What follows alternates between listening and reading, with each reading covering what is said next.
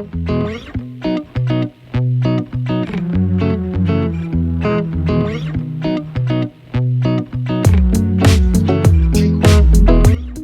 we're back.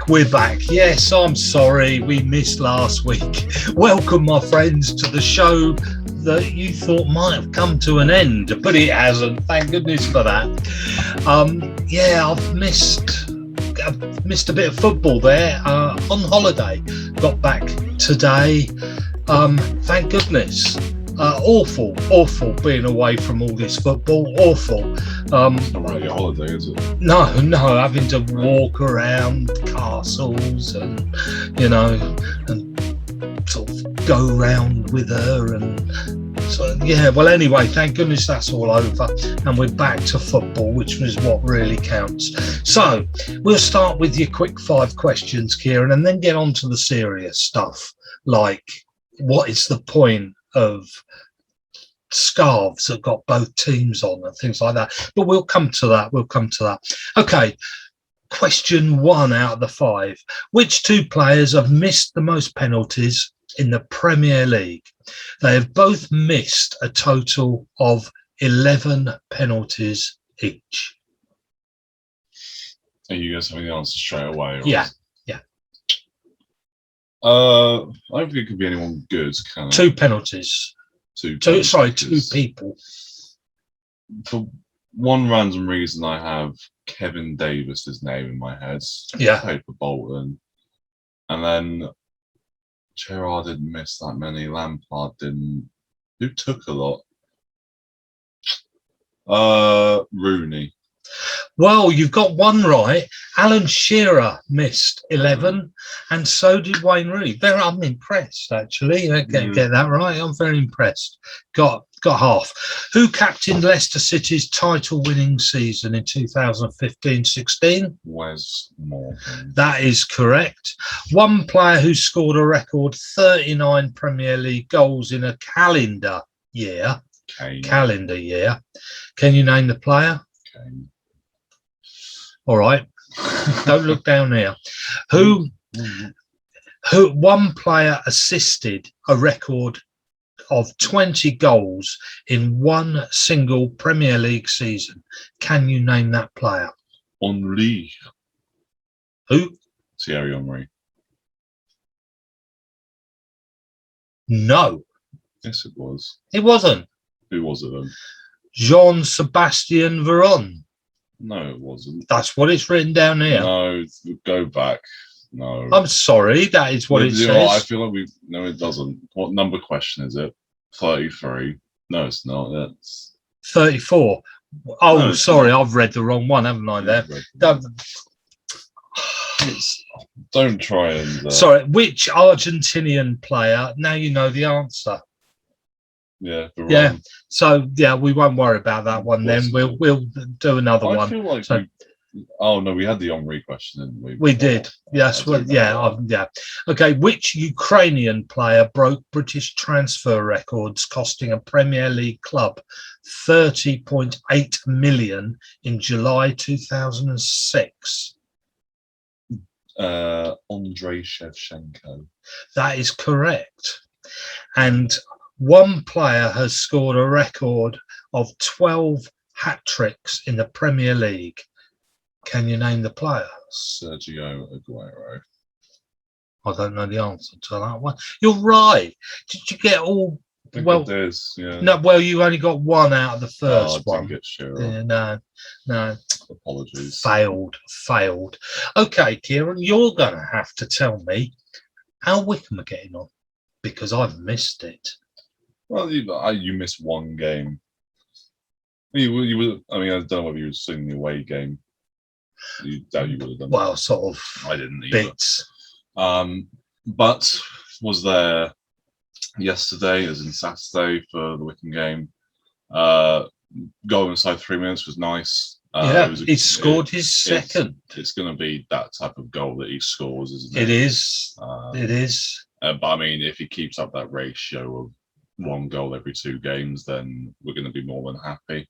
He didn't do that for Stoke, did he? No. It's too early to suggest he'll even do that, but it's a positive looking start. Yeah. Nonetheless, it's a match-winning goal. Bit of a lack of a spark, it felt like, in the final third from Wycombe. Just a, bit of a lack of creativity in terms of like clear-cut chances we had. I think we had a few from free kicks and corners and stuff, but I know that is normally our main type of play, but there was just a bit of a everything kind of just peters out to nothing, and it was a little bit dry. In saying that, I mean, it's always difficult to tell because when you're in the terrace, the view isn't as clear. But the referee did seem to get an awful lot wrong. Did it? And there was a few penalty shouts here and there that you were like, I don't understand why he's not giving it. There was a few yellow cards that I don't understand why he gave either of them. He was a bit rubbish, was he? He wasn't great, but then it is hard to tell because obviously you're in the terrace, your angle's not very good, and also you're with the most biased fans in the world. Not the most biased fans in the world, but fans in general are very biased. So you're literally shouting for anything and everything. So it was difficult to tell in that respect. Lincoln, on the other hand, on another day they could have scored 2 or 3. They got in and around our box quite a lot, but they never took pot shots from like 20 yards out, which I mean, Stockdale's a good shot stopper, of course, but if you have 4 or 5, then one of them really should go in, kind of thing. We'd be expected to.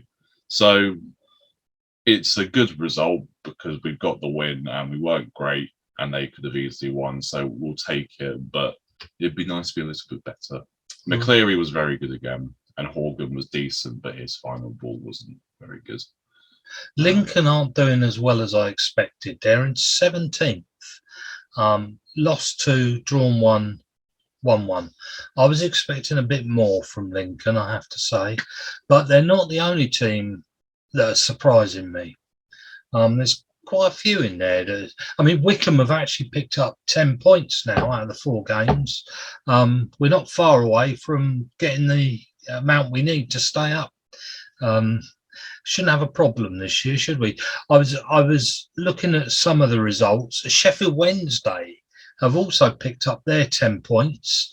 Bit surprised about that because I thought Sheffield Wednesday would be doing shocking. Who else was it that come down with us? It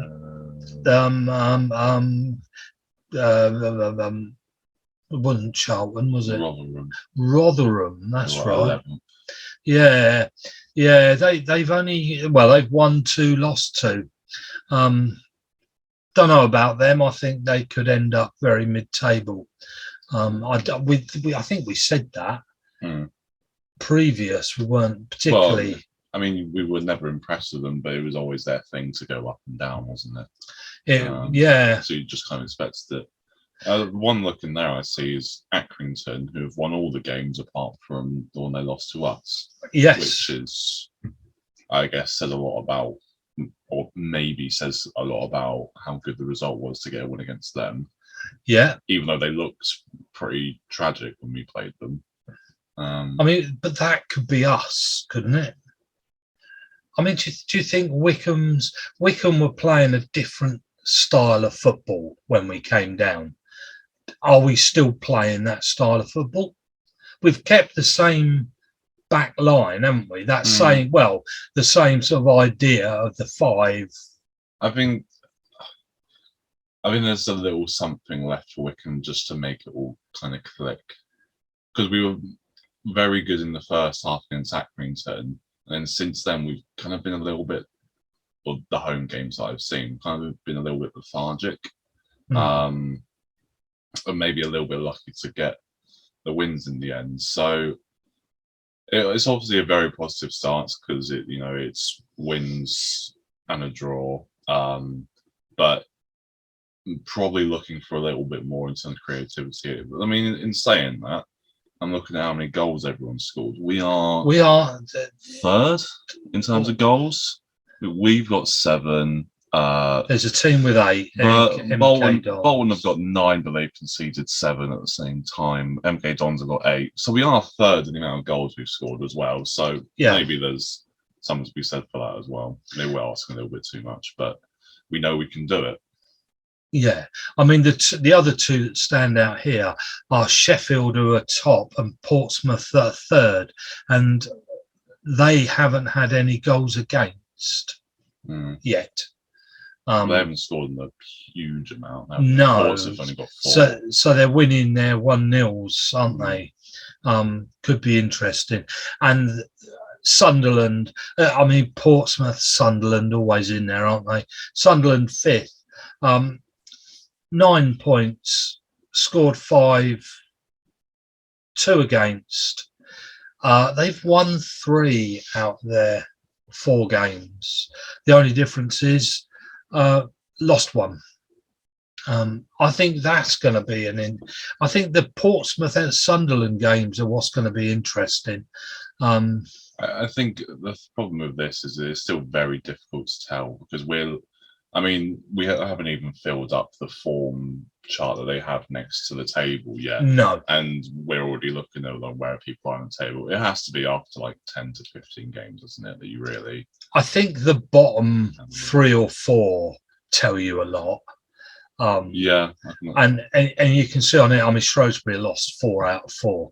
I think it doesn't matter who they played. They haven't scored and conceded 7. Yeah, they haven't scored a goal yet in their 4 matches either.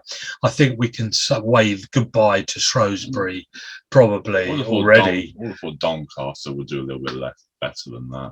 Yeah, and the other one that is definitely worth mentioning is Ipswich. What that flip has happened with Ipswich? They've just gone out, bought 11, 12 players. They've spent more money than any other team. Is it that they're just not clicking yet and will? They are 20th. They've lost 2, drawn 2. Scored a solid amount of goals. But let in 8. 2 goals a game. That's a bit heavy. I wish we could play them very quickly. And that is interesting as well, because if you're bringing all these different players in together, the easiest thing to sort out is a defence. Hence why Burnley always say... Why'd you say that? I think it's easier to not concede than it is to score goals. Right. Neither are particularly easy as such, but you can set out banks of 4 or 5, and then it's maintaining concentration and mentality and that sort of stuff. Yeah, because if you're spending your millions on defenders who are obviously better than most in this league, they should have a clue what they're doing. Well, for example, it's not to say that Wycombe, our back line is any better than pretty much anyone else's. They just have a system and they know what they're doing and they have a mentality to keep it that way. We've got Joe Jacobson, who's 34, although in all fairness, he has been in every single team of the week so far. So he's obviously in form. But that's worked really well for Wycombe, hasn't it? With that back line of 5, because he's not the winger, because he can't run. As fast, and so it actually suits him down to the ground, being a part of that middle 3, doesn't it? I'll tell you what, it was Freeman who was right wing back yesterday, and in terms of having a cover for when McCarthy's not there, he was decent. I wouldn't want him there continuously, but he was pretty good. Which in a position I wouldn't have thought he'd be very good in either, to be honest, because it didn't really suit him. But he was all right. So against maybe these teams towards the bottom, he'd be fine doing a job there. But we said that about somebody the other game. There was somebody playing that role, and we thought, what are they doing there? And they played really well, and I can't remember who it was. That's right. Yeah. He wasn't there again, by the way. Not even on the bench either. Injured then, maybe. Well, Oxford aren't far away, that game at Oxford, and I'm hoping to go to that. And of course, the game at Ipswich might not, when we said, we want to play them quick, that might not actually be on. We're not sure yet. That could be international players for Wycombe. We had that happened last year as well. I think for the first time ever. I think it's more Ipswich than it is us. Well, we have Horton. We have Horgan. We have Horgan. We have. I think I was speaking to one of my friends, and they were saying that Vogue still technically counts because he could potentially be picked. He's still like a full international as such. Who for? Wales, isn't it? Wales. Yeah. We have one I find really funny is we have Andre Burley, who has never played for our first team but plays for his country. That's always a good laugh. Who is Andre? Oh, I don't have a clue. What, you don't know the country? No, I have not. So you know the name of the player, but not the country. No. Okay. And then you've got Mehmeti, who's Albania under 21s, soon to be Albania first team. There's one, maybe even McCleary playing for Jamaica. I might be completely wrong in that, but yeah, we have a few. We do. Is there anything else we want to say about Wycombe? Just keep going for it, mate. Yeah. Listen. What I do love is not knowing the lineup. I don't know. It's been pretty much the same the whole time, isn't it? Got a few on that bench that he can move around. Yeah. Give him a rest. I mean, I do like the front three of Horgan, McCleary, and Vokes. But it is a thing that's like, I would like to see Mehmeti more than just a substitute appearance, because he could be like, I'd like to think he could be like the best player in this league, right? Let alone anything else. So I don't know how you fit him in the system in that regards, without taking one of them out, because you want to see Horgan and McCleary in there. McCleary's been unreal so far, as is people like Scowling. He was very good again. Right. Yeah. Apart from that, though. Okay. Right. And it won't be long, and we'll be discussing Ipswich in a bigger sort of, section of this, I reckon. If they don't get firing soon, that is going to be an interesting little chit chat. Okay, now we come to the middle bit. Now remember, I've not been around, and so I've not really had much chance to bore people silly with XGs, etc., etc. There's a few people I know would be pleased about that, and all the details. What I can say though is on Match of the Day last night, what's his name? Danny Murphy. He made some comment that I thought was rather interesting. They spoke about a throw-in that led to a goal, and they were saying they just got a coach in to do the throw-ins, especially. And he sort of huffed and puffed and said, "Well, they got a coach. Why do they need a coach to teach them how to do a throw-in?" And the other two sat there on Match of the Day, said, "Well, of course you do, because it can lead to, goals. You get special coaches in for free kicks and throw-ins and corners and what have you." And he said, "Well, you only have one coach. Coach them." And I thought that was rather interesting, because Gary Lineker's comment was, "Well, you have your opinion and we'll have ours." And I thought that was quite entertaining, because nowadays in football, you'll have a coach for everything, every tiny little bit of the game. And likewise, Wycombe even pay somebody to look up the facts and figures and do I might have said this before, do the facts and figures on foreign players, so that you don't have to go and watch them, but you can find out through reading a computer which ones will fit in the team, and then have a quick look on computer to see how they play. Real life Football Manager. It is today, because you're not buying them from around Wycombe and those that play at Holmer Green and Hazelmere, you are actually buying them from abroad, even at Wycombe's level. And of course, you can't buy them under a certain age anymore to train them. With not being in the EU, they have to be of certain age and have to have played for their country for so many hours. And there's now rules. You can't just bring an 18-year-old over here for your team to join in. There are a lot more rules.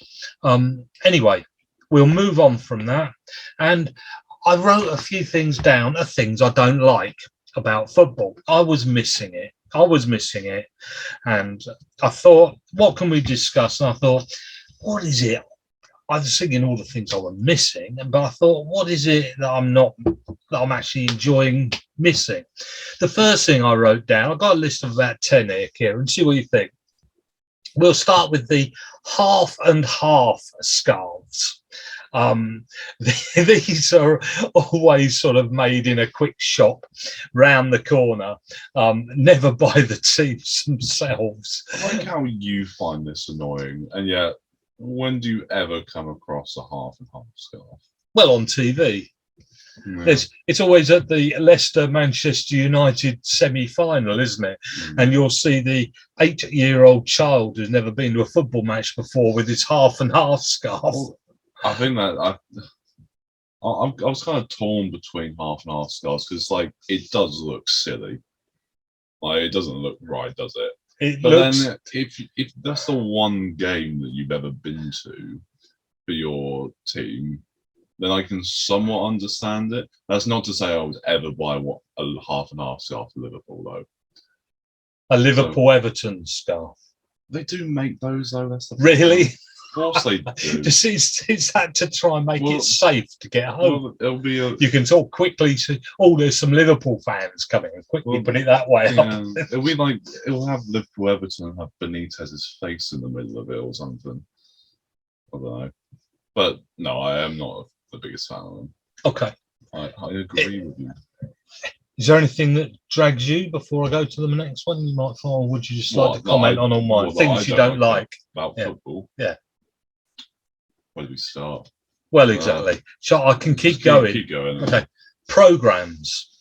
Now, I have just joined the Wycombe Wanderers Independent Football Club. I sent my money off, and I get one of their sort of, is it called the Wanderer? I can't remember. There's 4 copies a year, and these are very entertaining. They are worth a read. Can I promote this? Can I just say, when you're walking up to Wycombe and you see them selling these, they're £1.50, I think. They're worth buying. They are a good read. There are some good, funny stories in there. There's some serious stuff in there, and they are independently written and they're independent. They can write what they want, and that makes it far more entertaining. Now, I cannot see the point of buying a program for £3. I don't know whether that's how much they cost nowadays. They were, like that, yeah. Because there's nothing in them. What is in a program? A poster. Well, if there was, it'd be worth having. But there's nothing. I mean, what's the point of writing the team names at the back? They don't know. They don't know who's going to be playing. There's nothing. There's pictures. I mean, I do not understand. Oh, and adverts. I cannot, for the life of me, work out why people buy programs.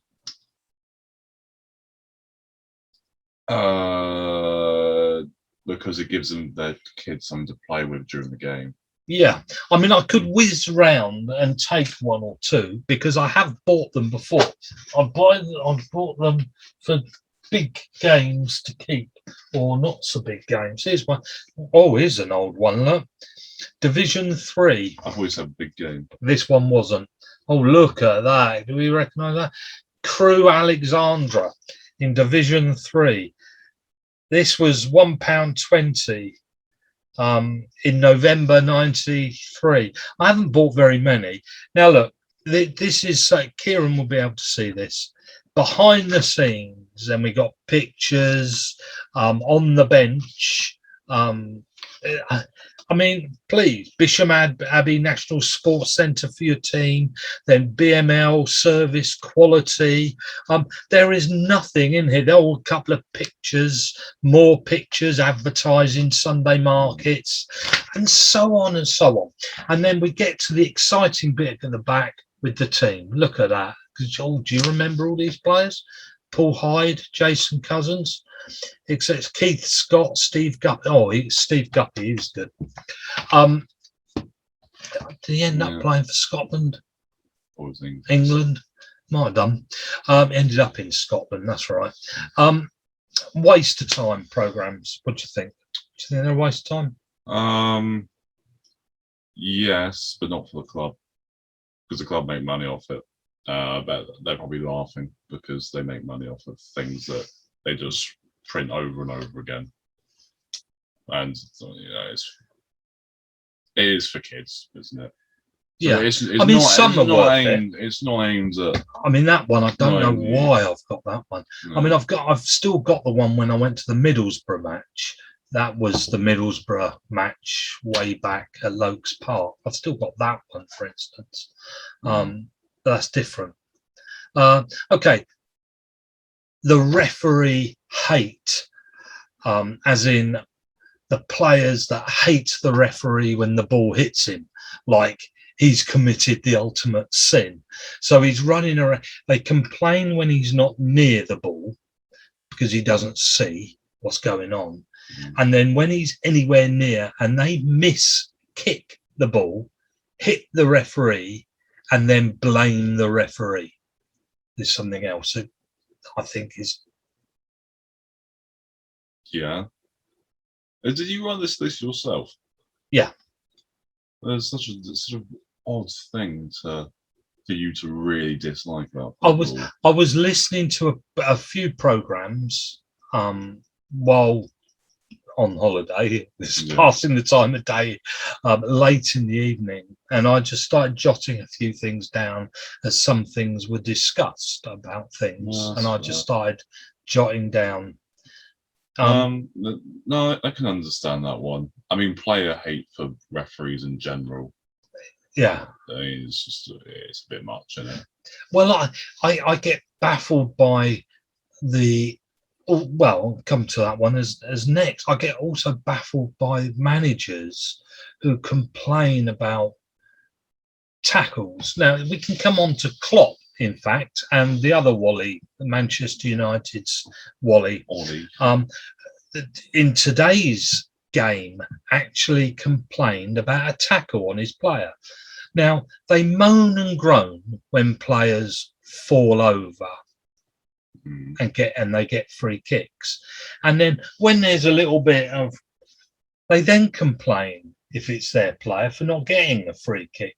And I wish football is not ballet. Football isn't rugby. I know Klopp was going on about it's turning into rugby or something, but yeah, but I mean, make your mind up. I think it's got better. Yeah, but the two situations are different, though.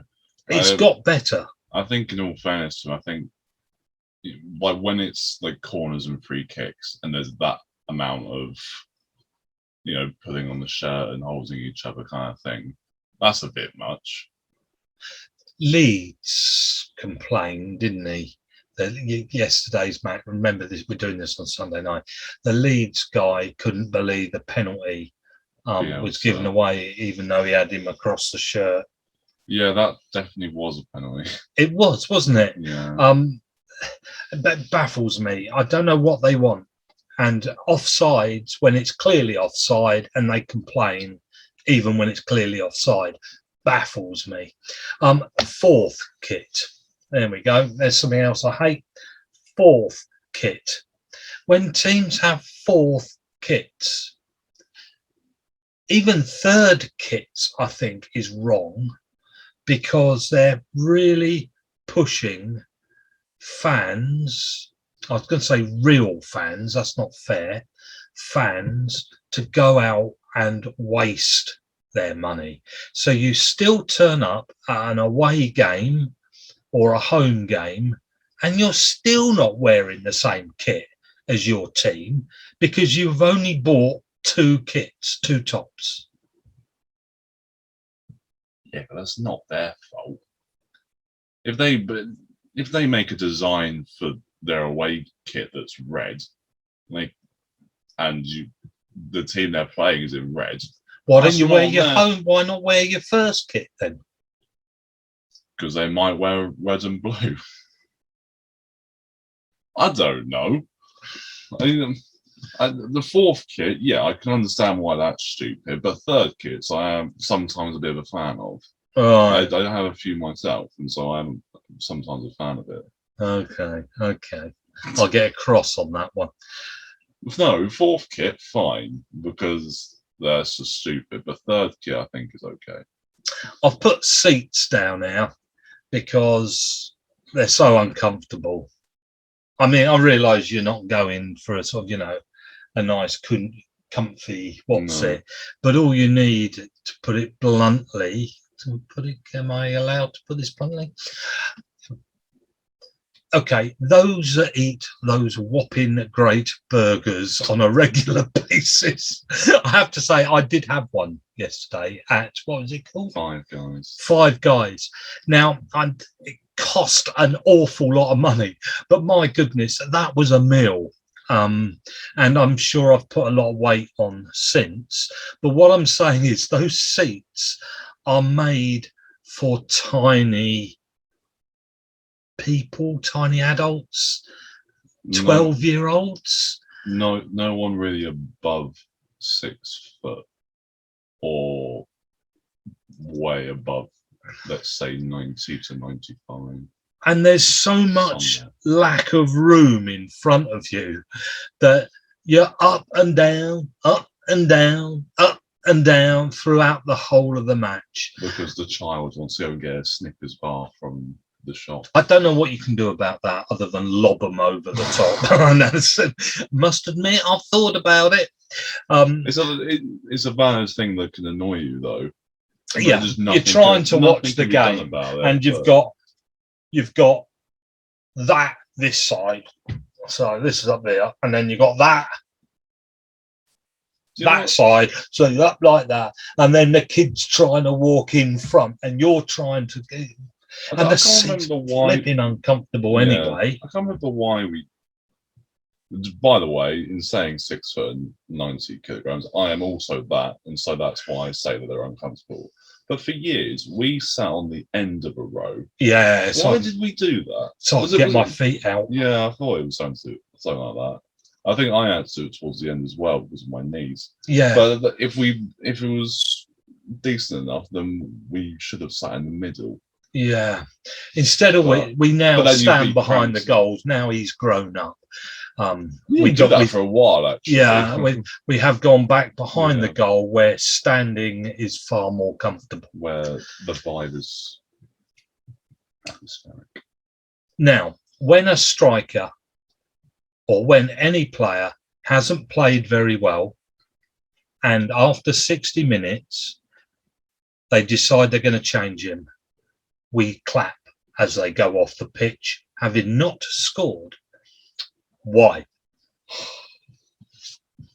You sound like Roy Keane. Okay. Well, shall we leave that one there? No, we can discuss that one. I mean, I'm not into booing your own team, but I always think when a forward has had 4 great chances, we talk about, how unlucky. We use the word unlucky, but if the goalkeeper has 4 errors, you say he's been crap. Now, why are strikers, and they seem to get away with it, all right? And then when they've got away with it but not scored, and off the pitch they go, we all stand and are we clapping because he's leaving the football pitch? You're providing him with encouragement. Okay. I think the thing with a goalkeeper is that if they make a mistake, it's very obvious, but their easy things are easier than the strikers. Okay. I think I've said that correctly. We're doing all right. We're doing all right. Next one is TV football should start 5 minutes before kickoff, not 1 hour before kickoff. So England playing any other team, Italy, it's 4 o'clock kickoff, and up comes Gary Lineker at 3 o'clock. Why? Why not 5, 2, 4? What can they say? What have they got to say? They're building up the hype, the intensity of the situation. I do know what you mean, though, because it's normally a load of waffle. Absolutely. We hear that a lot at half time. They have nothing to say. I think they do, but it's just not very interesting. Right, which is why they've got that Wally who used to play for Manchester City, Mikel, or whatever his name is. Micah Richards. Yeah, he's nice. That's why he's on there to laugh, isn't it? And because one bit of laughter takes up 5 minutes. Well, who do you prefer, Micah Richards or Danny Murphy? Oh, we are going to have to do a sort of top 10 or worst 10 presenters, aren't we? We'll be nice. We'll do top 10. We will do that. We are going to do that because I'm horrible. I'd probably, where would I come? I'd surely. Well, bottom. Oh, really? Okay. The football shirt, playing off bars, pick games. What was pick games? Oh yes, the football. Yeah, players getting off the bus. Why do we have to have the camera showing the bus arriving and the players getting off the bus with headphones on? What does that do for me and learn about football? You can see how much they earn and what sort of speaker they have, what sort of headphones they all own. And don't you get jealous every time you see them? No. All it teaches me is they're not a team. None of them actually talk to each other. I'm going to assume that they do it to see who actually gets off the bus. Okay. So if because you'll notice if Mo Salah's not there or if Pogba's not there. And so that's what they're there for, to see who's actually getting off the bus. All right. But I do know what you mean when it's it's almost like they're doing a little catwalk kind of thing. Is that what I mean? Yeah. Catwalk? Yeah, they're footballers, for goodness sake. They're not advertising headphones. And we'll come to the last one that I've written down, and that is travelling home yesterday. Well, I was travelling down this was yesterday, travelling down from Newcastle to Sheffield yesterday. And this was in the afternoon. Remember, this is Sunday we're recording.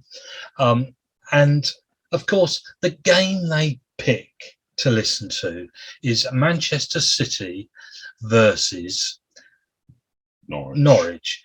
Now, if ever there was going to be a crap one-sided game, it was going to be Manchester City versus Norwich. Hence why it was on at 3 now, o'clock. Everybody had discussed on this radio programme about, of course, we knew the exciting game today before kickoff was going to be Leeds versus Everton, of which it was. So all the presenters, everybody, they discussed this game on the Radio 5. They knew which was going to be the interesting game, and they guessed correctly. And we all knew which was going to be the most boring game, which was Manchester City. So which one did they go to do the commentary on? You've got it, Manchester City. And then blow me, what a shock, in the evening, rather than watching all the most highlights of the Leeds Everton exciting 2-2 game. No, the first game we go to is Manchester City versus Norwich. So that's my last one. The pick of games that they highlight on TV and radio, that they always pick the crap games because they pick the obvious one-sided best team. And let me guess, Liverpool Burnley was second. No, they come third, I think. Oh, it's disappointing. But anyway, do you think that's fair enough? That's fair. Yeah. Rather than picking an exciting game, they always pick Manchester City. Quite honestly, you can make anything sound exciting through the radio, because they get anywhere near the opposition box, they're like, "Oh my words, something's happened," and you watch the highlights and nothing happens.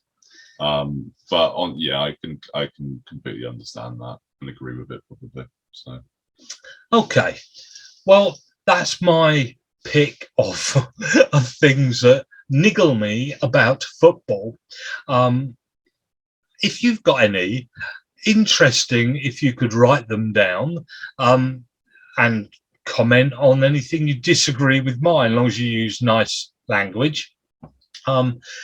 And we've got something like, Kieran, about 15 minutes. Shall we look at our next games? Let's look in the Premier League of what we've got coming up. Let's discuss these teams, in fact.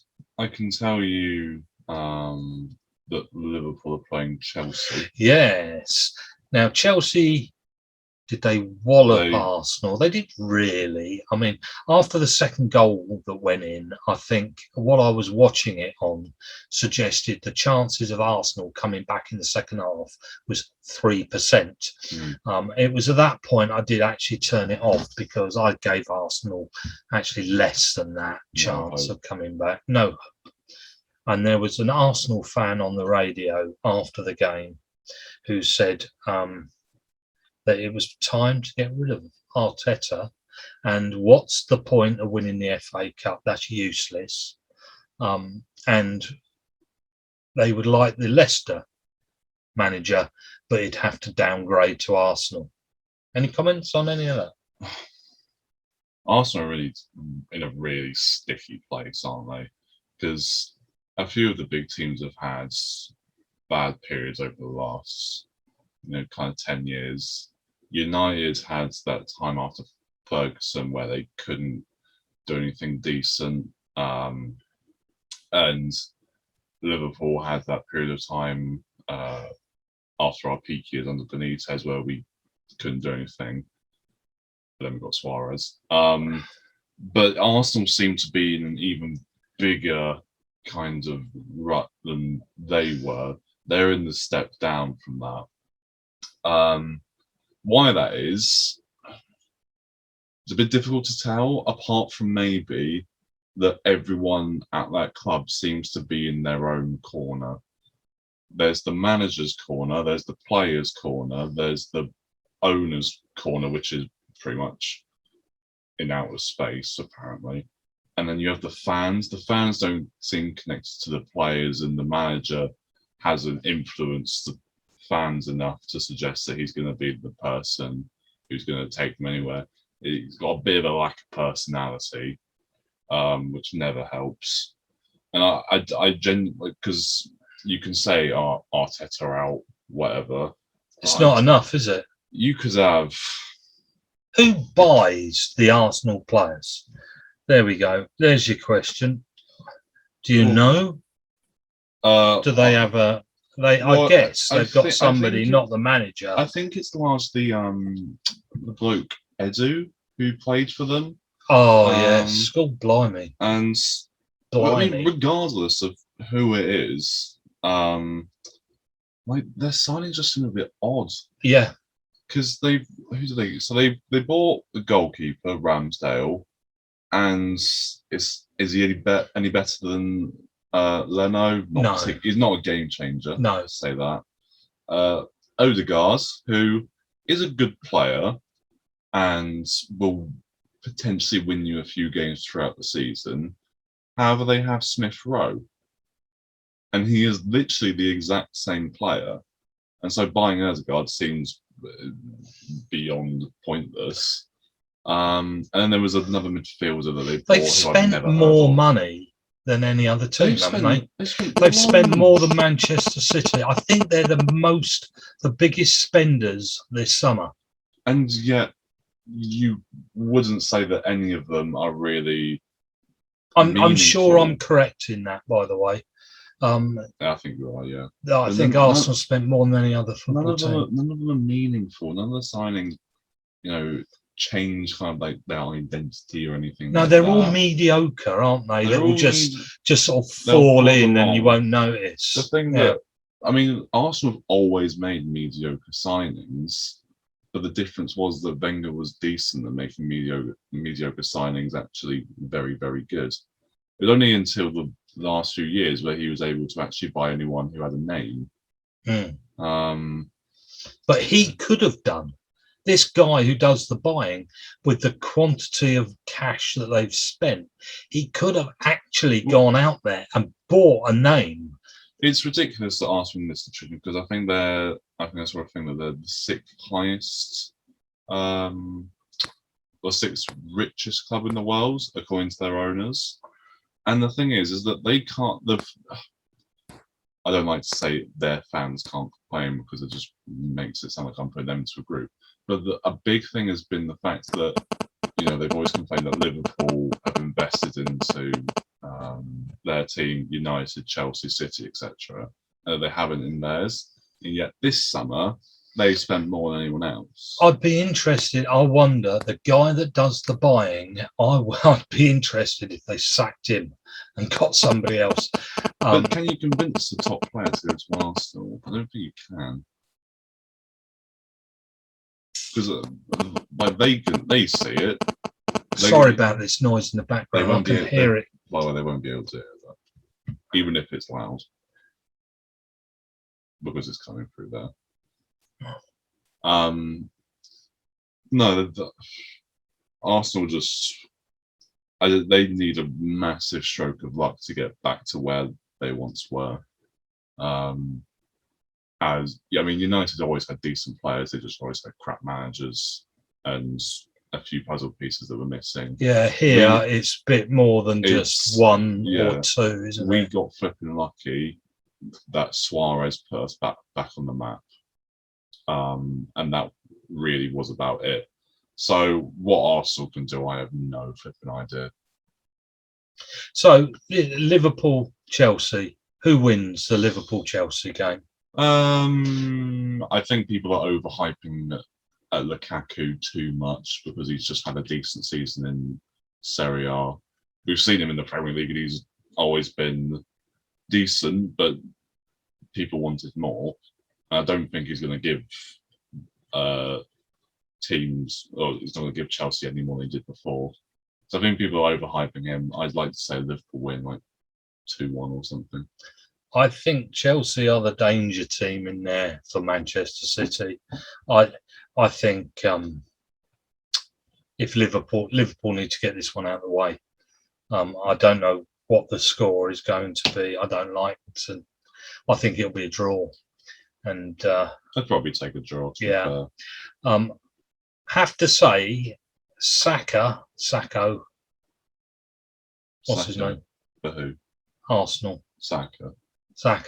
He was shocking, I thought, for Arsenal. He was to blame.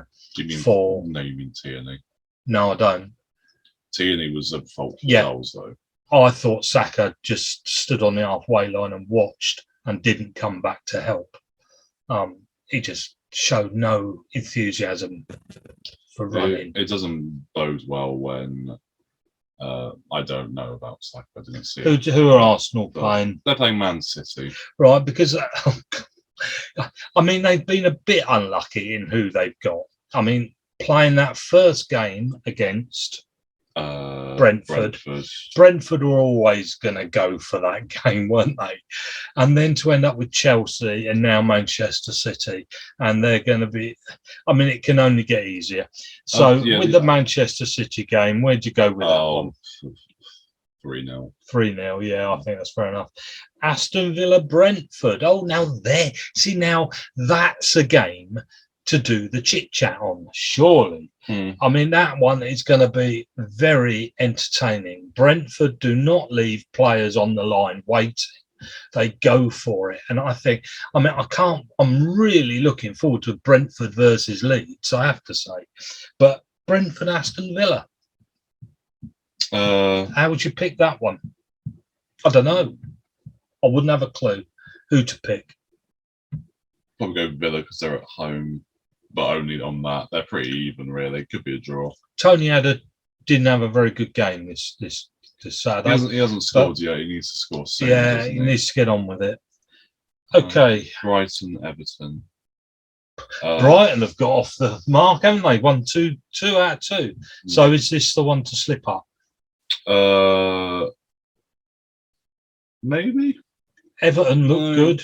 Everton look all right. I wouldn't say they look fantastic. No, I reckon Brighton can win that again, to be honest with you. I mean, we said that last year, didn't we? That Brighton looked really good. They just couldn't score a goal. Well, they've managed so far. Newcastle, Southampton.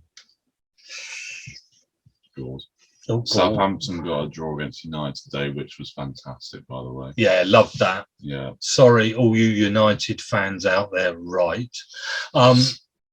Yeah, no, that's good. But I do like Newcastle for some strange reason. So they've got a good team. What is wrong with them? They've only got a good team because St. Maximan's in it. But so many others are pretty. Yeah, they have a neat team, and I hope they do well. So they are underdoing it, aren't they? That team are not playing as they should. I think they're better on paper. I think there's still a lot of stinkers in there, though. Right. In my opinion. I'll take your word for that. They, as you say, though, they do have like St. Maximan, Wilson, a couple of others who could do very well. I'll say like 2-1 Newcastle or something like that. Norwich, Leicester, probably 5-0 Leicester. What? Why did Norwich bother? I mean, they walk the championship.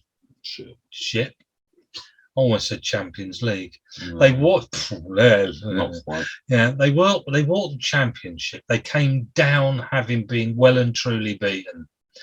They keep the same players, walk the championship, go up with the same players, and again being walloped. Well, they've gone up with the same players minus their best one. Yeah, I don't understand it. What chance do they stand?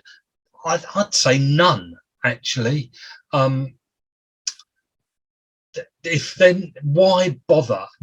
This teaches you everything about the different leagues.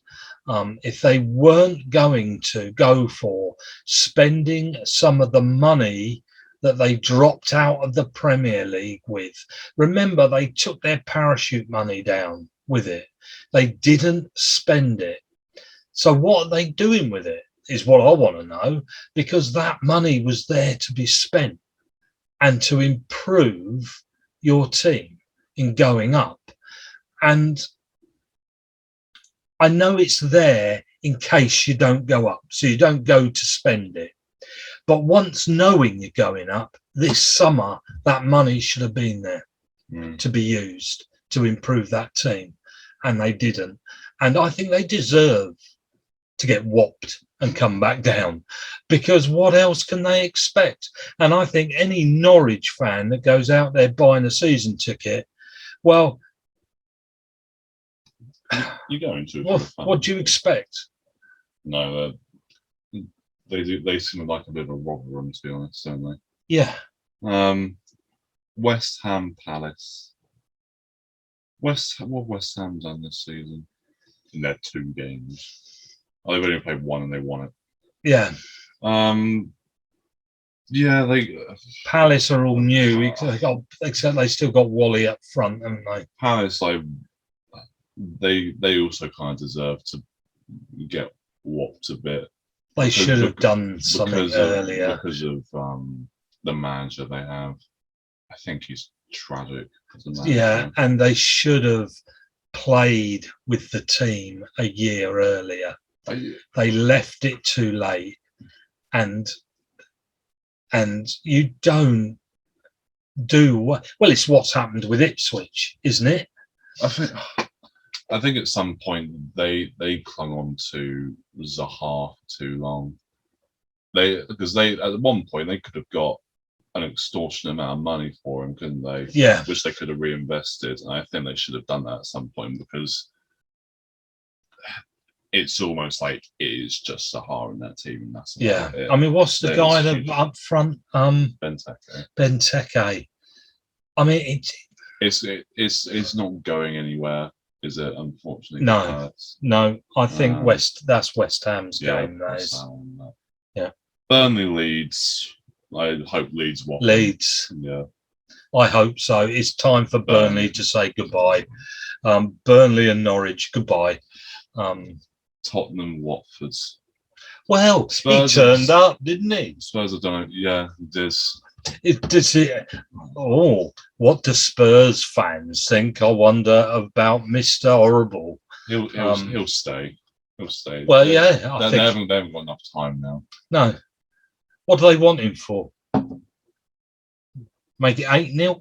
I don't know. I mean, what do they want him for? Well, no. I mean, I think if they do get him, it does complete their team as such. I'm not sure he'll fit in all honesty. And I think what he's done, remember, nobody forced him to sign a 6-year contract. And that's made Tottenham say, yeah, we want 150.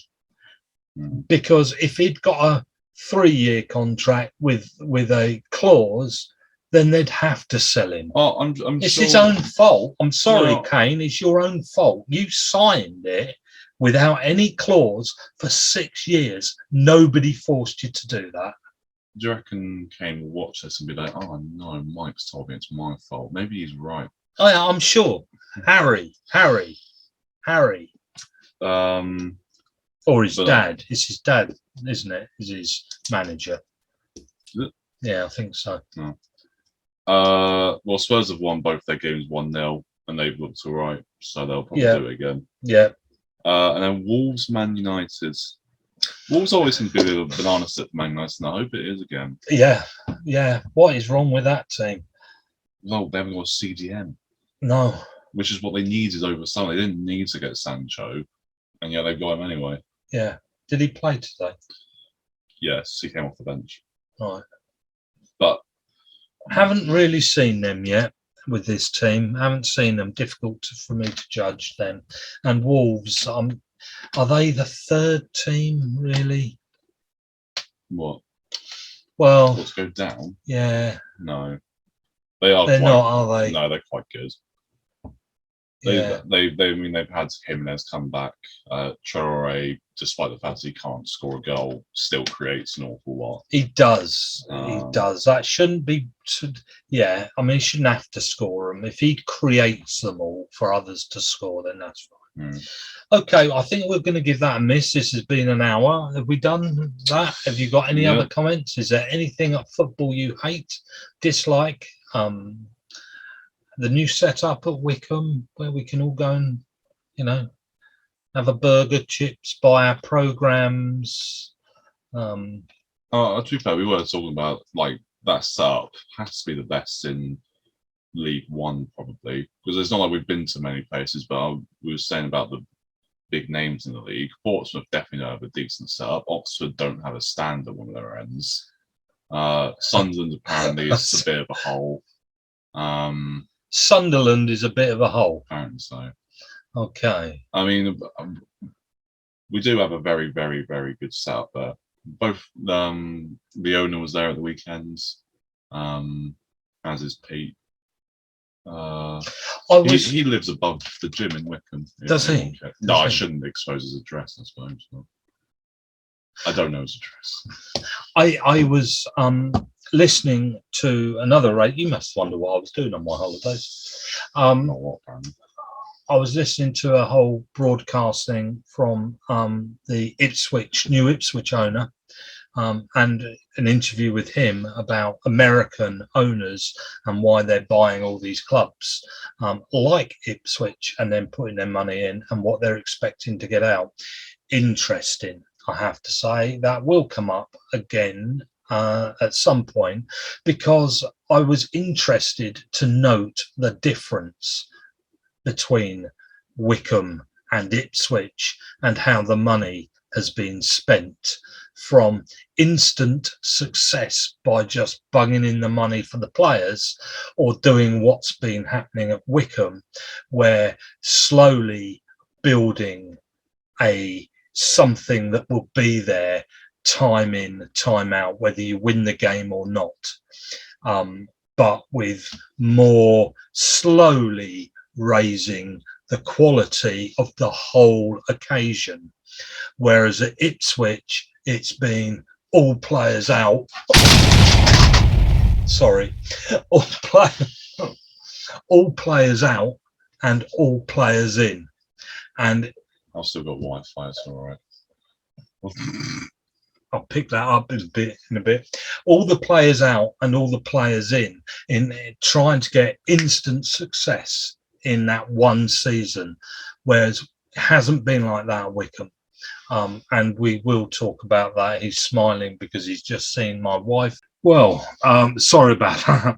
I just knocked all the Wi-Fi stuff over. It stopped recording.